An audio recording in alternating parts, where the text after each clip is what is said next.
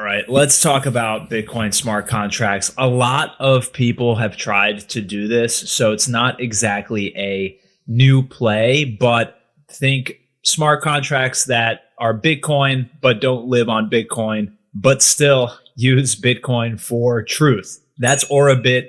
It just launched on CoinMarketCap today, so I figured why not dive into it and see if this is something worth putting on your watch list. Welcome back to another altcoin hunt.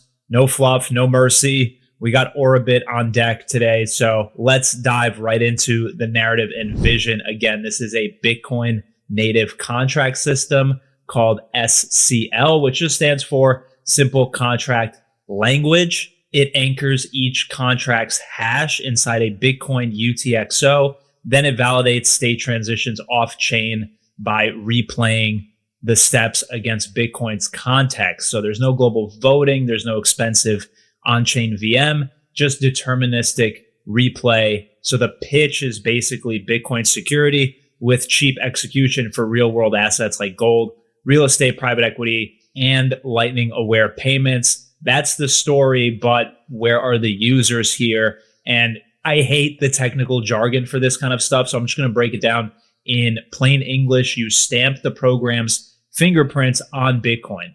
Every time somebody uses it, independent validators redo the math off-chain. If it matches the fingerprint and the Bitcoin data, it's valid. If it's not, it gets thrown in the trash. It's basically fast, verifiable, and cheaper than running everything on-chain. The problem with this is a lot of people have tried to do this and failed because you need a good validation network. So a lot of people are actually validating, and you need users and people to actually build on this. So the vision, while it's clean and actually kind of not unique for Bitcoin, but it's a unique take, execution will decide everything on this. And honestly, these kind of projects are just sort of boring, if you want my opinion. So I was going to give it a score of 15 out of 20, but I'm going to give it a 10 out of 20 for the narrative and vision. Regardless, let's take a look at the tokenomics and supply really quick. So 500 million XRB is the cap. Again, it just launched on CoinMarketCap. Allegedly, 100% of it is circulating, which is good, but the FDV is 730 million. So if the 100% float is real and there's no unlock cliff for this, where's the treasury and sort of operations clarity? Like, who's getting paid and with what? Public pages that I looked at don't show a detailed vesting map. So you need to kind of respect the FDV and respect the volume, which is super low compared to the market cap.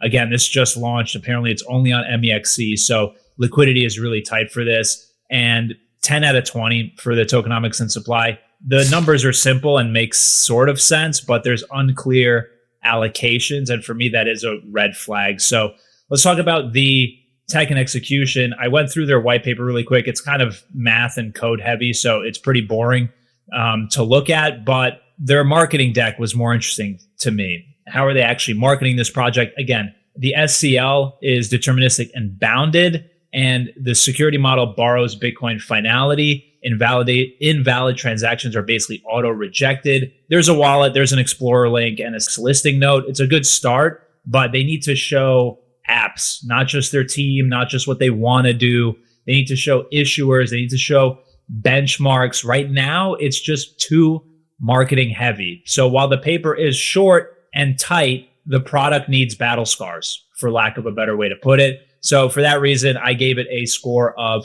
14 out of 20. Didn't ding them too hard on the tech and execution. Let's talk about really quick the market structure and liquidity. I mean, the volume is just not there. Obviously, it just released. It's on one exchange, but 66,000 volume to support an FDV of 730 million. That's really fragile. So slippage is definitely a factor. You can see the price is sort of all over the place, very volatile. So it's liquid in theory, but not really in practice. For that reason, I gave it a 9 out of 20 for the market structure and liquidity. And we can talk about exit risk and VC stakes. Again, if the 100% circulating supply is true, which it could not be, and there's no unlock cliffs, that's really nice. And that's a huge positive. But there's a lack of sort of information around this outside of the team in terms of the actual tokenomics and supply.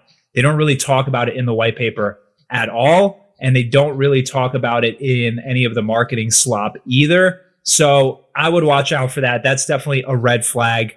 again, 9 out of 20 for the score. It could mature or just kind of die off, to be honest with you. So for the total score, that is going to give us a 48 out of 100. This is your basic exit liquidity candidate. For now, I like the Bitcoin anchored deterministic approach, but I definitely wouldn't ape into this, and I definitely wouldn't touch it at the moment. See how it plays out. Keep an eye on it if you think this is an interesting project. For me, a lot of people are doing this. There's better tech out there. There's better teams with money, with actual investment behind them for these smart contract layers. So I'm sorry if you're out there and you're on the OroBit team, but this is a pass for me. Regardless, if you made it with me this far, I hope you enjoyed the breakdown. And as always, if you did like the video, you know what to do. I'm not even going to ask you for it, but thanks for sticking around and watching. I'll see you next time for the next one.